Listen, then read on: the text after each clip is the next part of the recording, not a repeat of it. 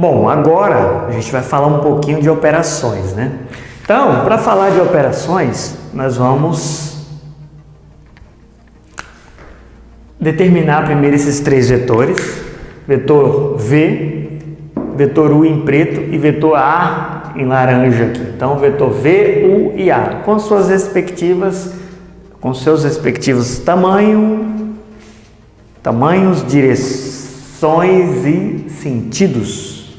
Para me falar de adição, aí eu falo para vocês. Às vezes a gente está trabalhando, por exemplo, né, no sistema, estudando um sistema, onde aquele trivial, né? Estou com um bloco aqui e aí eu estou puxando eu e outra pessoa aqui, né? Uma pessoa puxando aqui e uma pessoa aqui, né? Normalmente as pessoas não têm forças distintas, então, né, nós temos aí forças distintas atuando aqui, né? E digamos aí uma outra pessoa empurrando aqui também.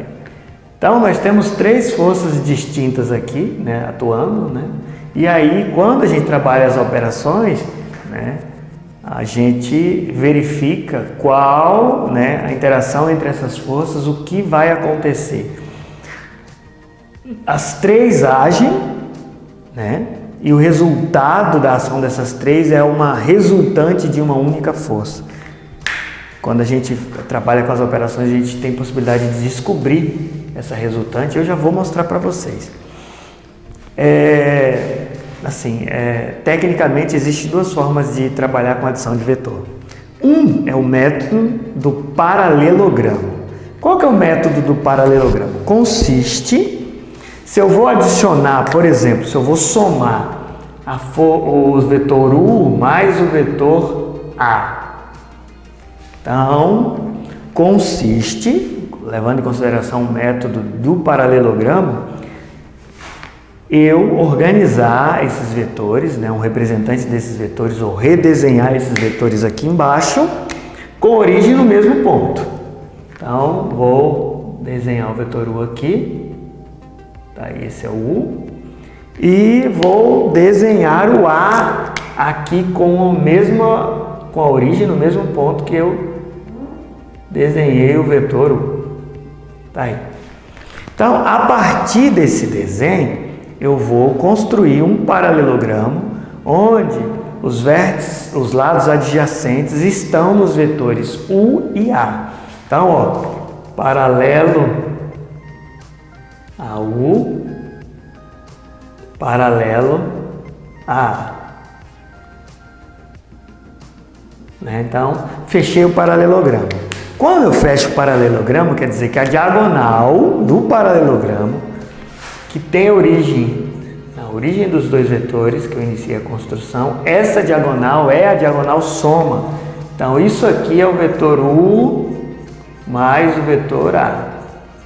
Esse é o primeiro método de somar vetores, é o método do paralelogramo.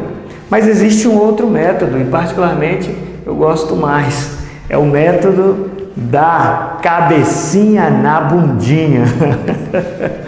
Então, como que é o processo desse método, cabecinha na bundinha? É semelhante ao método do paralelogramo, quer dizer, é redundante ao método do paralelogramo, mas eu não preciso fazer paralelogramo. Basta, se eu vou somar o vetor U mais o vetor A, o primeiro que está aqui é o vetor U. Então, ele é o primeiro que eu vou redesenhar.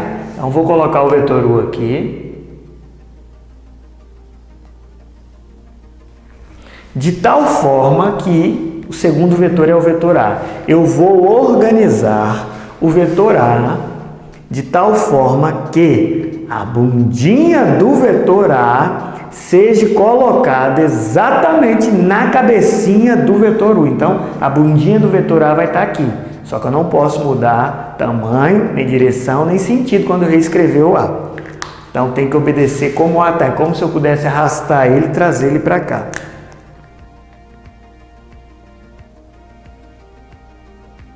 Então, aqui redesenhei o A. Tá aí, ó, organizei cabecinha do primeiro vetor na bundinha do segundo vetor. Qual que é o resultado da soma? O resultado da soma é o vetor que tem origem na origem do primeiro e extremidade na extremidade do último vetor que eu organizei aqui. Então aqui é a soma, o vetor U mais A está aqui de azul. E se eu tivesse mais, se eu tivesse que adicionar mais de 1, mais de 2, mais de 3, o processo é semelhante, né? Se eu tivesse então que fazer uma soma, sei lá, aqui ó, aqui também a gente fez o U mais o A. E se eu tivesse que fazer uma soma, U mais V mais A, aqui. Qual que era o procedimento? Procedimento semelhante, vou organizando sempre o primeiro e o posterior, a bunda dele na cabeça do anterior, e aí o posterior, a bunda dele na cabeça do anterior. Quem é o primeiro que está aqui? É o U. Então ele é o primeiro vetor que eu vou pegar para organizar. Está ele aqui, vetor U. Quem é o próximo vetor? O próximo é o vetor V. Só que eu tenho que organizar, né, a bundinha do próximo na cabecinha do anterior. Então, ó, vou colocar a bundinha do V aqui. Não posso mexer ou ter alteração no tamanho, nem na direção, nem no sentido. Então, esse aqui, menorzinho um pouquinho, né? Esse aqui é o V. Beleza. E quem é o próximo aqui? O próximo é o A. Então, eu vou organizar a bundinha do A na cabecinha do antecessor dele. Então, trazer ele para cá.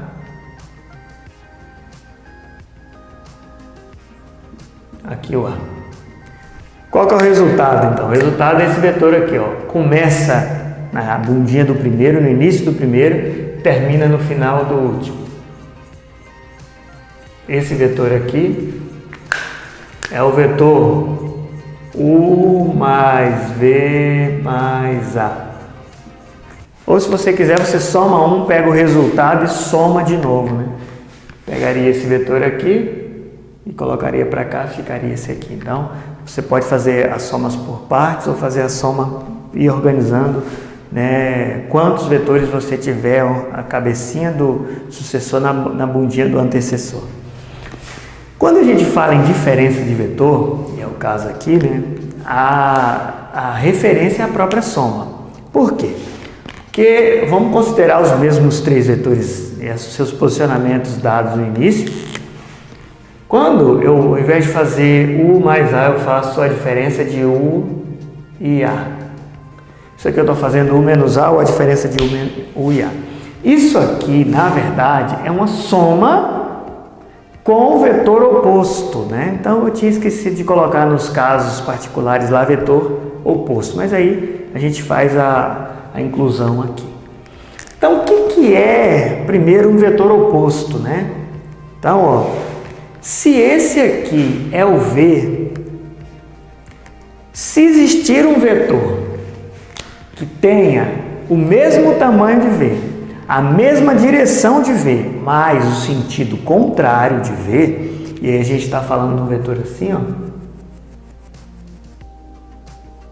mesmo tamanho, mesma direção, mas sentido contrário, esse vetor aqui eu chamo o vetor menos V. Esse menos V, ele significa o oposto de V. O menos é a referência a ser oposto. Então, digamos assim, ó, se eu tenho um vetor assim, esse vetor se chama, sei lá, M, vetor M. Se existir um vetor que tem o mesmo tamanho, a mesma direção, mas sentido contrário do M, esse vetor aqui recebe o nome de oposto, esse menos é o símbolo oposto de M. Tranquilos? Oposto de M. Então isso é vetor oposto. Era para mim ter colocado nos casos particulares, mas tudo bem. Então, quando eu faço a diferença de um vetor e outro, eu faço U menos A, na verdade eu estou fazendo isso. Eu estou fazendo o vetor U e vou somar esse vetor U com o oposto de A. Soma, a gente viu, cabecinha na bundinha ou o método do paralelogramo. E o vetor oposto nós vimos agora. Então, se eu vou somar o U com o oposto do A, primeiro que eu vou escrever é o U. Quem que é o vetor U? Vou colocar, levando aquelas mesmas considerações, ó. Tá aqui o vetor U. Quem que é o oposto de A? A, o oposto de A está aqui, ó, para cima, mesma direção, mesmo tamanho, mas sentido contrário. Então eu vou colocar ali o oposto de A, é esse cara aqui.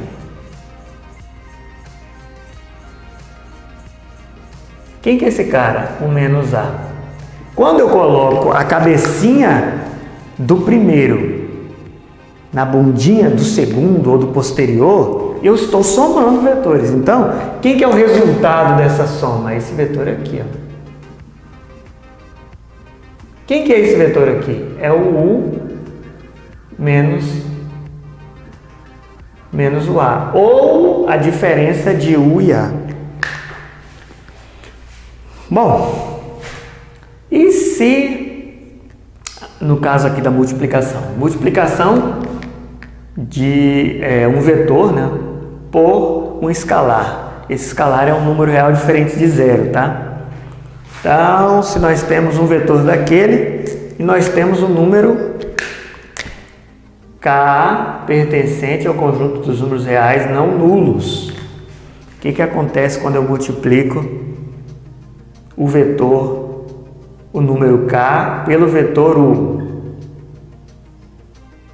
Tá aqui, ó, o vetor U está aqui e esse K aqui é um número real. O que acontece? Acontece o seguinte: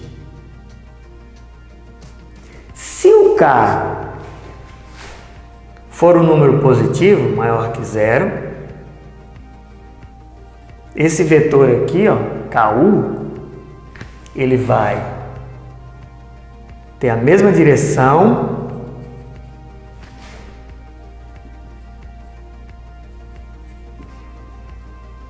mesmo sentido, mesma direção do vetor U, mesmo sentido do vetor U, só que o tamanho dele, tamanho ou norma, vamos colocar norma aqui, né? Que é a intensidade, norma proporcional ao valor de K. E se o K for um número negativo, o que vai acontecer? Vai ter a mesma direção.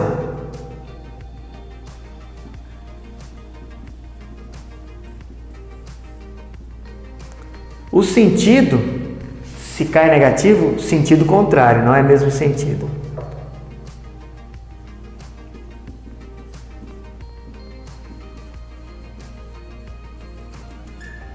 E o tamanho também, norma proporcional